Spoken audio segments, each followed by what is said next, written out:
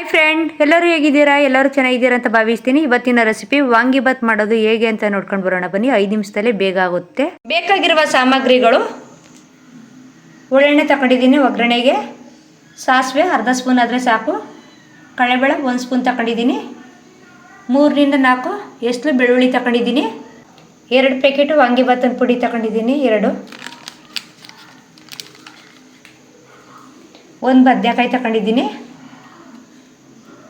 3ರಿಂದ 4 ಒಣಮೆಣಸಿಕಾಯಿ ತಗೊಂಡಿದ್ದೀನಿ, ಕಳೆಕಾಯಿ ಬೀಜ ತಗೊಂಡಿದ್ದೀನಿ 1 ಕಪ್ಪಲ್ಲಿ, ಹುಣಸೆಹಣ್ಣು ತಗೊಂಡಿದ್ದೀನಿ, 1 ನಿಂಬೆಹಣ್ಣು ಗಾತ್ರ, ರುಚಿಗೆ ತಕ್ಕಷ್ಟು ಉಪ್ಪು ತಗೊಂಡಿದ್ದೀನಿ, ದಪ್ಪ ಉಪ್ಪು ತಗೊಂಡಿದ್ದೀನಿ. ವೈಟ್ ರೈಸ್ ಮಾಡಿ ಕುಕ್ಕರಲ್ಲಿ ಸಪ್ರೇಟಾಗಿ ಇಟ್ಕೊಂಡಿದ್ದೀನಿ. ನಿಮ್ಗೆ ಬೋಸಿಲಾದರೂ ಬೇಕಾದರೆ ಅನ್ನ ಮಾಡ್ಕೋಬೋದು. ಇವಾಗ ಹೇಗೆ ಮಾಡೋದು ಅಂತ ನೋಡ್ಕೊಂಡು ಬರೋಣ ಬನ್ನಿ. ಬಾಣಲಿನ ಬಿಸಿಗಿಟ್ಟಿದ್ದೀನಿ, ಒಗ್ಗರಣೆಗೆ ಎಣ್ಣೆ ಹಾಕ್ತಾಯಿದ್ದೀನಿ. ಎಣ್ಣೆ ಕಾದಿದೆ, ಸಾಸಿವೆ ಹಾಕ್ತಾಯಿದ್ದೀನಿ, ಕಡಲೆಕಾಯಿ ಬೀಜ ಹಾಕ್ತಾಯಿದ್ದೀನಿ,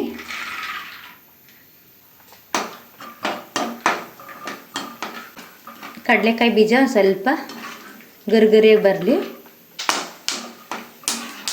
ಇಷ್ಟು ಬಂದಿರೋ ಸಾಕು. ಬೆಳ್ಳುಳ್ಳಿ ಹಾಕ್ತಾಯಿದ್ದೀನಿ, ಕಡಲೆಬೇಳೆನೂ ಹಾಕ್ತಾಯಿದ್ದೀನಿ,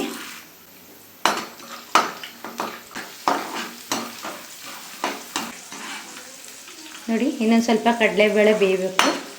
ಕಡಲೆಬೇಳೆ ಸ್ವಲ್ಪ ಗೋಲ್ಡ್ ಕಲರ್ ಆಗಲಿ. ಕಡಲೆಬೇಳೆ ಮತ್ತು ಬೆಳ್ಳುಳ್ಳಿ ಗೋಲ್ಡ್ ಕಲರ್ ಆಗಿದೆ ನೋಡಿ. ಒಣಮೆಣಸಿಕಾಯಿ ಹಾಕ್ತಾಯಿದ್ದೀನಿ,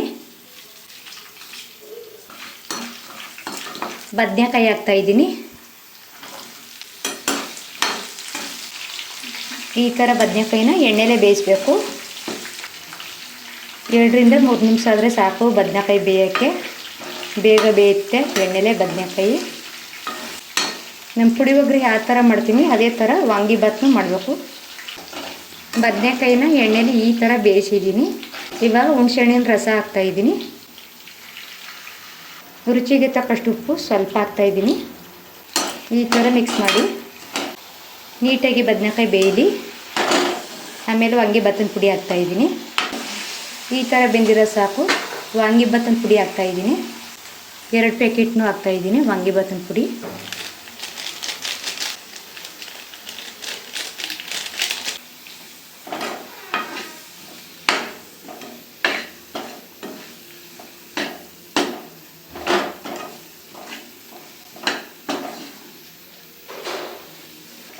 ನೋಡಿ ಇಷ್ಟು ಬೇಯಿಸಿದ್ದೀನಿ. ಈ ಥರ ಬೆಂದಿರೋ ಸಾಕು. ಇವಾಗ ಸ್ಟವ್ನ ಆಫ್ ಮಾಡ್ತಾಯಿದ್ದೀನಿ. ಸ್ವಲ್ಪ ಗೊದ್ದನ್ನ ಎತ್ತು ಮಡಗ್ತಾ ಇದ್ದೀನಿ.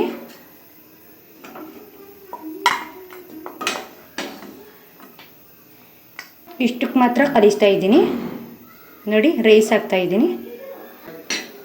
ಈ ಥರ ಮಿಕ್ಸ್ ಮಾಡಿಬಿಡಿ, ತುಂಬಾ ಚೆನ್ನಾಗಿರುತ್ತೆ. ನಾವು ಪುಳಿಯೋಗರೆ ಪ್ಯಾಕೆಟ್ ಯಾವ ಥರ ಮಾಡ್ತೀವಿ ಅದೇ ಥರ ಇದನ್ನು ವಾಂಗಿಬಾತ್ನೂ ಮಾಡಬೇಕು.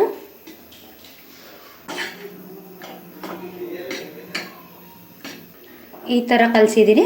ಒಂದು ಪ್ಲೇಟ್ಗೆ ಸರ್ವ್ ಮಾಡ್ತಾಯಿದ್ದೀನಿ.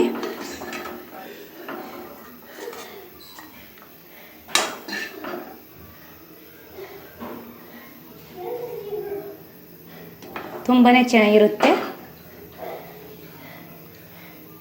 ವಾಂಗಿಬಾತ್ ರೆಡಿಯಾಗಿದೆ. ಟೇಸ್ಟ್ ಮಾಡೋಣ ಬನ್ನಿ. ತುಂಬಾ ಚೆನ್ನಾಗಿದೆ. ನಿಮ್ಮನೆಲ್ಲ ಸತಿ ಟ್ರೈ ಮಾಡಿ. ಈ ವಿಡಿಯೋ ಇಷ್ಟ ಆಯಿತು ಅಂದರೆ ಲೈಕ್ ಮಾಡಿ, ಶೇರ್ ಮಾಡಿ, ಕಮೆಂಟ್ ಬಾಕ್ಸಲ್ಲಿ ಕಮೆಂಟ್ ಮಾಡಿ, ಸಬ್ಸ್ಕ್ರೈಬ್ ಮಾಡ್ಕೊಳ್ಳಿ. ಮತ್ತೆ ಒಂದು ರೆಸಿಪಿ ಸಿಗ್ತೀನಿ.